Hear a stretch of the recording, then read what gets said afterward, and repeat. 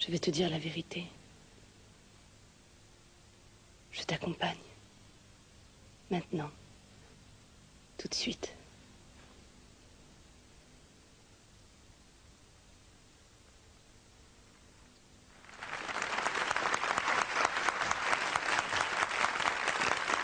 Je dois dire qu'on n'avait pas prévu qu'ils s'embrasseraient sur la bouche à la fin. Mais ils sont bien, ces jeunes, c'est formidable. Oui, on n'avait pas prévu qu'ils s'embrasseraient sur la bouche et puis finalement, on a continué à tourner. Alors, en fait, Laurence et Stéphane nous racontent une histoire à laquelle nous tenons beaucoup dans toute l'émission de ce soir.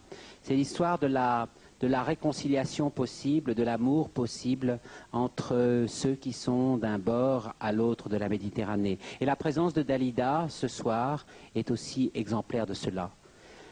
Le meilleur exemple aussi, le meilleur exemple dans notre passé d'une réconciliation qu'il faudrait faire, c'est la réconciliation avec les souvenirs de l'Algérie. Et voilà. Comme elle était belle, l'Algérie des pieds noirs, et quelle jeunesse s'en souvient encore. Des villes de... Dalida, oui. Comment ça s'est passé la première du 6e jour au Caire? Oh, ça a été un de mes plus beaux souvenirs, je crois, parce que c'était le 29 septembre dernier. Et ils ont présenté le film Le 6e jour dans le quartier où je suis née, qui s'appelle Choubra au Caire. Et je n'ai jamais vu de ma vie autant de monde. Je crois qu'ils ont valorisé ça à peu près à 2 ou 3 millions de personnes. Je n'avais jamais vu autant de personnes. Il y avait sur les balcons, aux fenêtres, sur les voitures, sur les toits des voitures, attachés aux portes de voitures, dans la rue. Il y en avait partout. Tu n'as pas eu peur? Oui, j'étais émue. En même temps, j'avais peur parce que je me suis dit un accident est vite arrivé. Mais finalement, tout s'est très très bien passé. Et puis, c'est vrai, oui, avec tout ce monde-là, on ne sait pas ce qui se passe. On était en voiture décapotable, tout le monde nous touchait. Et puis finalement, on a fini en minibus au cinéma parce que la voiture est tombée en panne. Eh bien, ceux qui n'ont pas eu peur non plus, c'est Stéphane Servet et Alicia Alonso en s'attaquant au personnage de Jamila l'Algérienne. La voilà. Jamila dans le... Livrée à leurs coups et à leurs insultes. Tu redoutes le moment où tu me verras dans le regard de ta mère et de tes sœurs. Lorsque tu seras revenu en métropole. Tu redoutes d'apprendre que je n'aurais rien dit.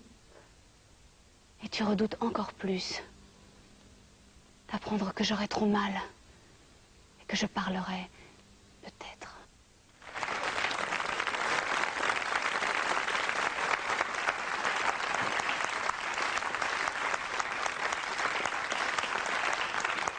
Moi, j'ai toujours été frappé par la fierté, par l'orgueil, par la dignité des femmes arabes.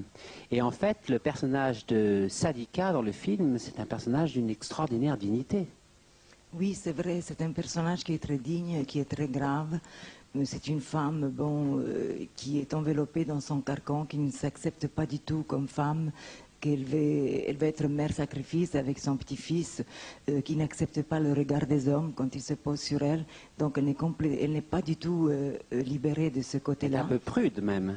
Oui, oui, oui, absolument. Et donc elle finit par être libérée vers la fin du film par le jeune garçon qu'elle rencontre, qui tombe amoureux d'elle, qui c'est un montreur de singes, avec sa guénon, qui est très drôle d'ailleurs dans le film. Et donc ce montreur de singes qui est très libre, qui est très farfelu, qui prend la vie comme elle vient, fait de tout pour libérer cette femme. Et vers la fin... Comment? En même temps, elle est très très forte. Hein? Ah oui, oui, oui, elle a un drôle de caractère, absolument. Elle a un caractère tout à fait spécial, tout à fait à elle. Elle est très digne, elle est très fière. Et j'en connais une autre, Dalida, que je vais te montrer, qui avait un assez fort caractère aussi. C'était Kalsoum quand elle a rencontré Nasser. La voilà.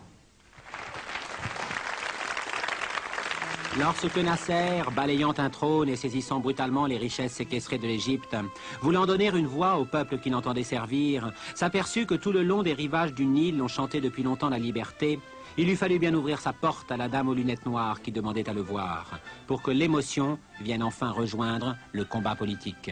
Colonel, j'ai demandé à te voir après avoir écouté la radio jour et nuit, depuis une semaine. Et qu'as-tu entendu à la radio ? J'ai entendu mon pays qui se levait et se mettait en marche enfin.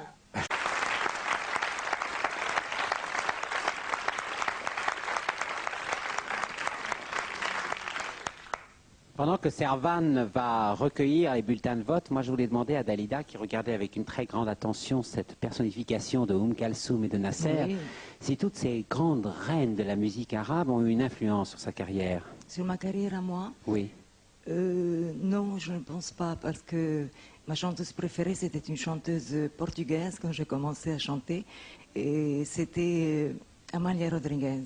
Amalia Rodriguez, la Amália grande. Rodrigues, que j'aime toujours, d'ailleurs j'ai beaucoup d'admiration pour elle. Mais quand même, ces grandes chanteuses, Kalsoum, Ah, mais ils Sabah. ont bercé toute mon enfance. Bien sûr, Kalsoum, c'est la prêtresse, c'est la grande prêtresse là-bas.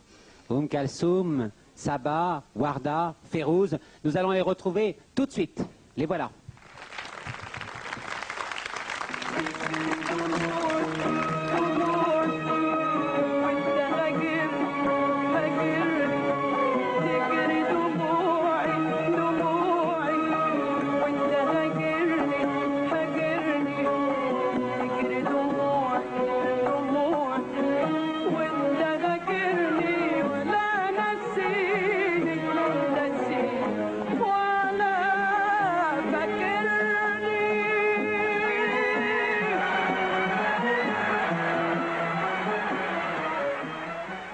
شمعة